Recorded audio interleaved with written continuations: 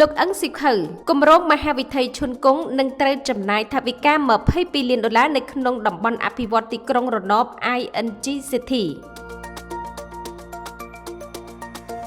មហាវិថីឈុនគង់គឺជាផ្លូវមេទី3នៅក្នុងចំណោមបណ្ដាញផ្លូវសរុបចំនួន61ខ្សែនៅក្នុងតំបន់អភិវឌ្ឍទីក្រុងរណប ING City ដែលទទួលសិទ្ធិអភិវឌ្ឍដោយក្រុមហ៊ុននៅក្នុងស្រុកដ៏ធំមួយគឺក្រុមហ៊ុន ING Holding របស់អ្នកអង្គការអឹងប៊ុនហៅផ្លូវមេចំនួន2ខ្សែទៀតរួមមានផ្លូវមេទី1គឺមហាវិថីសម្ដេចតេជោហ៊ុនសែននិងផ្លូវមេទី2គឺមហាវិថីអ្នកអង្គការមហាភក្តីសប្បុរសភោគាធិបតីហ៊ុននាងមហាវិថីឈុនគង់ត្រូវបានប្រារព្ធពិធីបើកការដ្ឋានស្ថាបនាក្រោមវត្តមានសម្ដេចហ៊ុនម៉ាណែតនាយករដ្ឋមន្ត្រីកាលពីថ្ងៃទី29ខែមិថុនាឆ្នាំ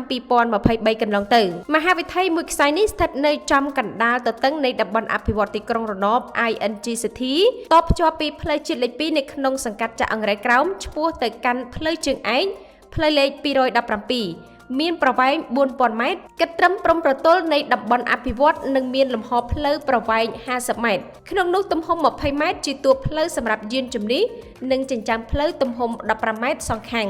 មហាវិថីមួយនេះនឹងដើរតួនាទីយ៉ាងសំខាន់ជួយដោះស្រាយភាពកកស្ទះចរាចរណ៍សម្រួលដល់ការដឹកជញ្ជូនទំនិញពិសេសជួយឲ្យប្រជាពលរដ្ឋចំណេញទាំងពេលវេលានិងថវិកាជាច្រើនទៀត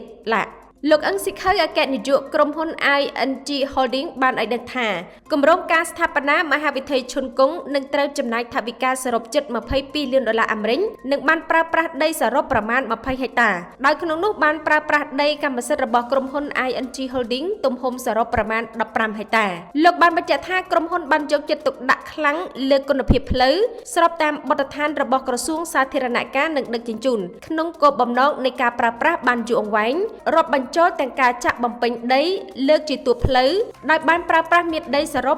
1,300,000 ម៉ែត្រគូបជាប្រភេទដីអំបិលនិងការស្ថាបនាគ្រឹះដែលបានប្រើប្រាស់ល្បាយថ្មមិចប្រមាណ85.120 ម៉ែត្រគូបជាពិសេសការក្រាលកៅស៊ូបេតុងកម្រាស់ស្តង់ដារ10សង់ទីម៉ែត្រ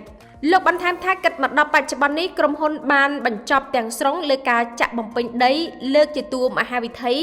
និងការងារគ្រឹះមហាវិថីផងដែរជាពិសេសការស្ថាបនាមហាវិថីនិងស្ពានប៉ែកខាងលិចត្រូវបានបញ្ចប់ស្ទើរតែទាំងស្រុងនិងបានដាក់ឲ្យប្រើប្រាស់ជាបណ្ដោះអាសន្នផងដែរដើម្បីជួយសម្រួលចរាចរណ៍របស់ប្រជាពលរដ្ឋពីមហាវិថីសម្ដេចតេជោហ៊ុនសែនទៅផ្លូវជើងឯកផ្លូវលេខ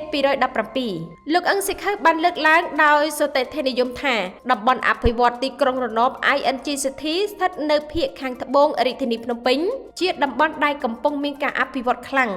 បើធៀបទៅនឹងតំបន់នានានៅក្នុងរាជធានីភ្នំពេញនឹងទទួលបាននូវការវិនិយោគយ៉ាងគំហុកคล้ายទៅជាតំបន់នៃចរន្តសេដ្ឋកិច្ចពាណិជ្ជកម្មចម្រុះនិងការអភិវឌ្ឍយ៉ាងរីកចម្រើនគួរឲ្យកត់សម្គាល់និងទាក់ទាញខ្លាំងបំផុតសម្រាប់ការវិនិយោគទាំងក្រុមហ៊ុននៅក្នុងស្រុកនិងក្រៅស្រុកដោយសារមានគម្រោងធំៗជាច្រើនកំពុងតែលេចចេញរូបរាងឡើងជាបន្តបន្ទាប់នៅតាមបណ្ដោយមហាវិថីសម្ដេចតេជោហ៊ុនសែនរួមមានផ្សារទំនើបតូចធំខុនដូគម្រោងលំនៅឋានសាលារៀន